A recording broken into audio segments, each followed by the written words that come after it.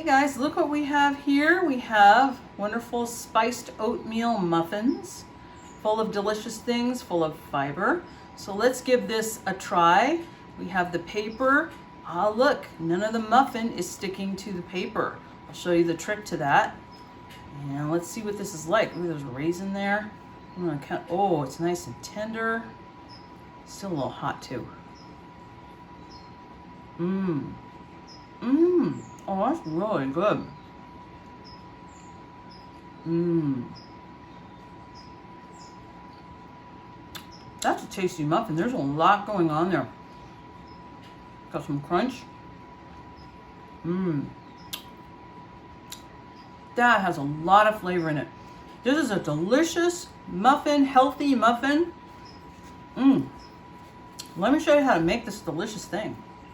So the ingredients now for the spiced oatmeal muffins. There's a lot of stuff, so follow me. First of all, you're gonna need oats. Now look at this label. This label says old-fashioned oats, okay? That's not the only kind of oats out there. There's also such a thing called quick oats, instant oats, steel cut oats.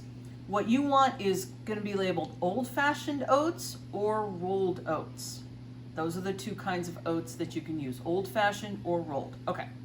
The next ingredient you're gonna need is buttermilk. Now, I didn't have buttermilk, but there's a trick you can do to make your own buttermilk at home using regular milk and vinegar or lemon juice. And I'll show you how to make your own buttermilk if you need to, because most people don't have buttermilk just in the refrigerator all the time. Okay, the next ingredient you're gonna need is flour.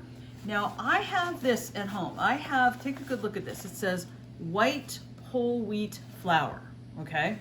So this is going to look like regular plain old all-purpose flour, but actually it's whole wheat flour made with lighter colored wheat.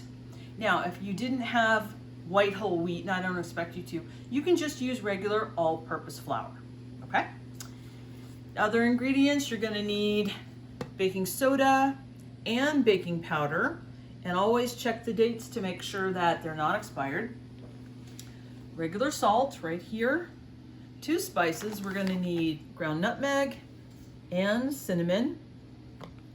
You're also gonna need brown sugar, 1 egg, a stick of butter. Gotta be butter, folks. Never margarine, always butter. 1 stick of that. You're gonna need vanilla. And optional ingredients are, you can add chopped up nuts, raisins, chocolate chips, a 1/2 cup of one of those things. I've decided to use raisins and pecans. So this is kind of a heaping 1/2 cup. There's raisins on top. There's also chopped pecans on the bottom. And for equipment you're gonna need a muffin pan or a cupcake pan like this. This has 12 spots, that's what we need. And I also highly recommend you get the baking cups, okay, like this, so that when the muffin is done, you can peel this down and get to it. Otherwise, sometimes they will stick to the pan and that's no good. Alrighty, so what I also did before we get going is I preheated the oven to 400, and the next thing I'm going to do is I'm going to show you how to make your own buttermilk if you don't have it already. Okay, so if you have buttermilk, great, use it. But if you don't have buttermilk, you can make your own at home with 2 ingredients, regular milk and vinegar. I like using this plain vinegar, white vinegar. And if you didn't have vinegar, you could also use lemon juice, either fresh lemon juice or the kind in the little plastic bottle. Okay, so to get 1 cup of buttermilk, here's what you do. You're gonna measure out 1 tablespoon, make sure it's not a teaspoon, 1 tablespoon of this vinegar, full all the way up to the top, tablespoon of vinegar, okay? Now I measured that into an empty measuring cup. And then what you do is you pour in enough milk to get to 1 cup. And actually, I've run out of milk. I'll have to get another one. But you get the idea. You go all the way up, so you'll end up with 1 grand total cup of milk, okay? So that's a little bit of vinegar in there, 1 tablespoon of vinegar in there, and then 1 cup of milk, even though I ran out, that's okay. And just let that sit for a couple minutes and you have buttermilk, okay? Next thing I'm gonna do is melt the butter. I gotta get the butter melted. Okay, next thing we're gonna do is we need to melt that 1 stick of butter. So what I did was I put it into this measuring cup, not to measure it. All I need is a stick of butter. There's nothing to measure. But this is nice and deep, and that's important. If you put the butter in a short container, when it's in the microwave, it'll splash out. That has happened to me. So it's in here, I cut it in half. I'm gonna lay a damp paper towel over it, so just in case there is any splashing, it gets caught by the paper towel. And this is probably gonna take, for my microwave, maybe 50 seconds. So we're gonna melt that butter and we're gonna give it a little bit of time to cool while we're doing other things. Okay, so the first step that we're gonna do is we need to soak the buttermilk, or homemade buttermilk in my case, and the oats together in a large bowl. So if you look into that bowl, what you see is oats soaking in the buttermilk. And you should let that soak for half an hour to 1 hour. Why? Because the oats are gonna soak up that moisture, so the oats will be soft when they're in your muffins. So I'm doing that now to give it time, and I'm gonna work on the rest of the batter next. Okay, so while the oats are soaking, we're gonna get the dry ingredients together. So I have a medium bowl here. And what I'm gonna put in is I'm gonna put in 1 cup of that white whole wheat flour that I have. You could definitely use regular all-purpose flour. You could probably use regular whole wheat flour too, but any of those work. Okay, so I'm putting in my 1 cup of flour, there it is. And in here I've got the baking powder, the baking soda, the salt, the cinnamon, and the nutmeg all together in this little custard cup. In they go. And I'm just gonna give this a whisk up just so that all the spices and all the baking powder, baking soda is nice and evenly distributed in there. Okay, there you go. Let me show you another step that I like to take too, okay? So what I did with the muffin pan is I put 1 paper liner in each, okay? Now I have a little trick, because I hate it when I'm eating a muffin or a cupcake and the paper sticks to it and half the muffin comes off as you're trying to pull the paper down.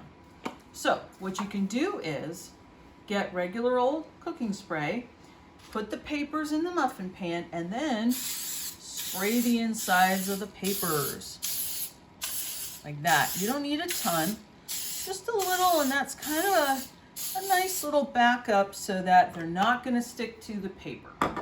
So a little trick for you, and we're gonna keep going with the batter now. All right, so the oat buttermilk mixture has been sitting here for at least half an hour. So I'm gonna add half a cup of the brown sugar, and when you measure brown sugar, always pack it into the measuring cup. So there's brown sugar. I'm just gonna kind of do that to it. And the egg goes in there too. 1 egg. All right. So what we're gonna do is we're gonna mix this in. There we go. If you have lumps of brown sugar, just kind of munch them down. Okay. You don't have to beat this crazily.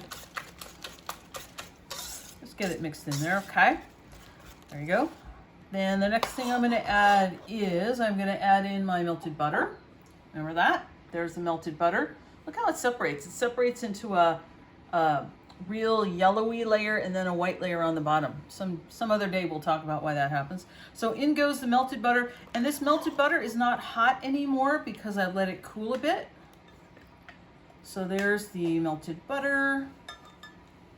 And we're also gonna put in a good ½ teaspoon of vanilla. Okay, I'm actually gonna spill it over. I'm gonna put in what my son would call a fat ½ teaspoon of vanilla. It's one of his teenager terms.